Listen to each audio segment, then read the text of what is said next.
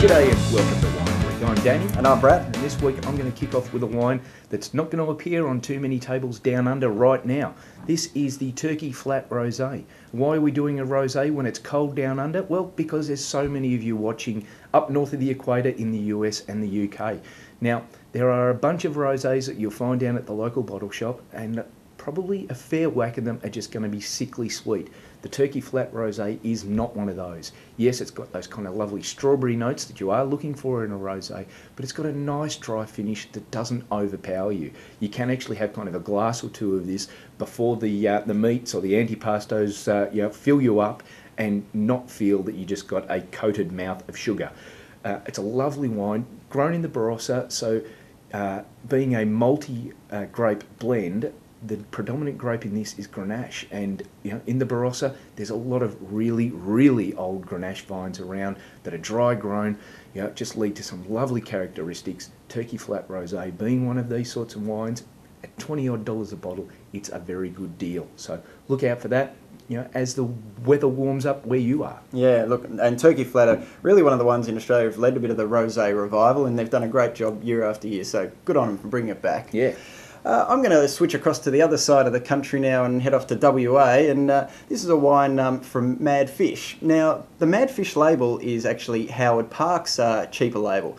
But look, don't mistake a cheaper label with less quality, because look, they're doing fantastic work across their whole range. This one here happens to be the Riesling.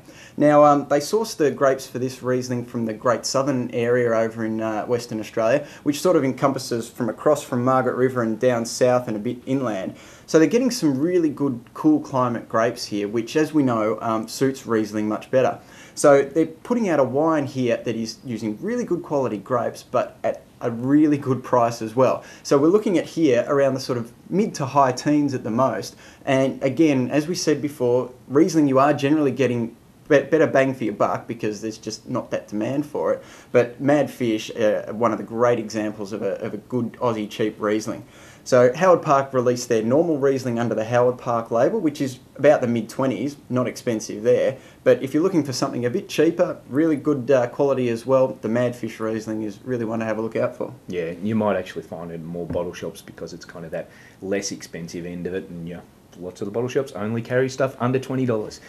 Anyhow, the last one we're going to have a look at definitely doesn't come in under $20. This is the Penfolds Saint Henri. This is kind of the starting point of Penfolds super premiums, which include the RWT, the red wine trial, and the one that everybody knows, the big boy Grange. The big boy. Yeah, so look, this is kind of around about $90 odd a bottle. So it's the sort of thing that you might be looking at for maybe a 40th birthday, a wedding, the birth of a child, something like that. This is a wine that will handle very long-term cellaring, but unlike the Grange or maybe even the RWT, it's not something that you wouldn't avoid for 10 years. Now, if you open up a Grange the day you bought it, people will just whack you over the back of the head, send you to a mental institution.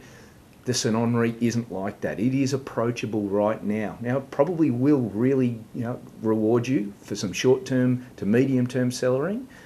You could open it up 5 to 10 years from now, get a really good wine, rather than that sort of, don't touch it for 20 odd years. Look, $90 is expensive for a bottle of wine, but amazingly at the moment you'll find this around the traps at as low as about $70, which is what we purchased this one for. At that sort of money, it is very approachable as either a present from yourself, a couple of mates together for a wedding.